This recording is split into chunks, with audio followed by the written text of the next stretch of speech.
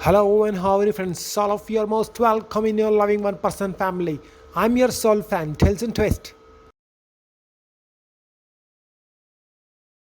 Come on guys with me and let us rescue the people. Later I will carry you soon in a journey of new story, a father's promise. So now let's go. In a small town surrounded by towering mountains, there lived a carpenter named Anthony and his son Leo.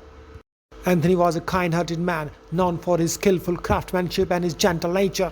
He had lost his wife when Leo was just a baby, and from that day forward, Leo became the center of Anthony's world.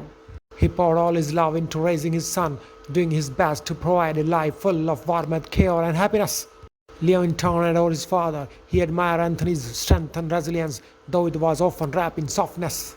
To him, his father was not just strong in body, but also strong in spirit, a man who faced life difficulties with courage and unshakable belief in love. One day, tragedy struck their peaceful town.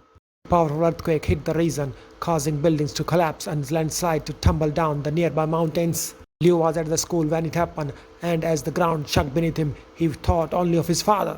His father had promised him that no matter what happened in the life, he would always be there to protect him.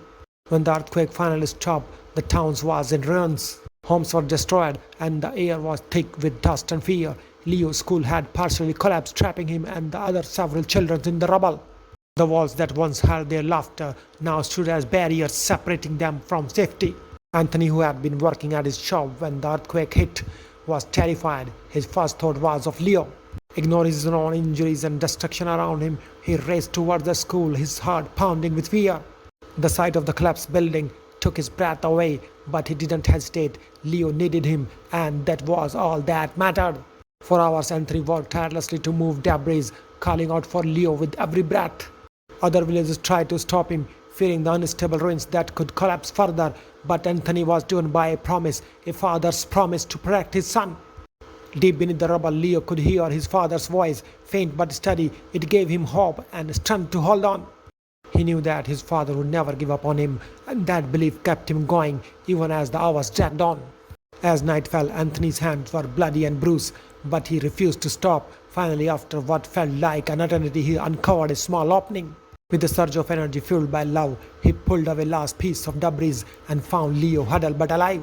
Tears filled in Anthony's eyes as he embraced his son, whispering, "I told you I would always be here for you."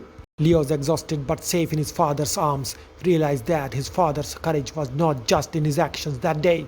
It was in every moment of their life together, in the way Anthony had faced loss, hardship, and uncertainty with unwavering love.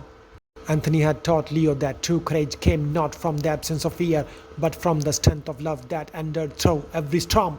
As they walked back home, hand in hand, Leo knew that the legacy of courage his father had given him was not just about the being strong in the face of danger. It was about the love that connected them, a bond that no force on the earth could break.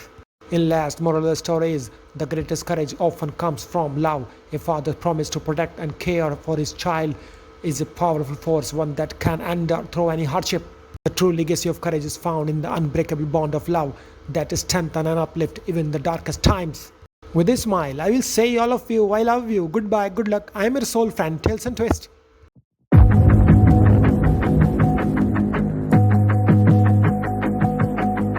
Everything you want, but you can't have. Number one regret, no takebacks. The hole in your chest, that's payback. Payback, yeah, you better take that. You could call me selfish, you critical, I could take the blame. Just like I could take a match and send it up in flames. Don't say I didn't want that. This might hurt, but that's just karma. Better take that. Call it payback.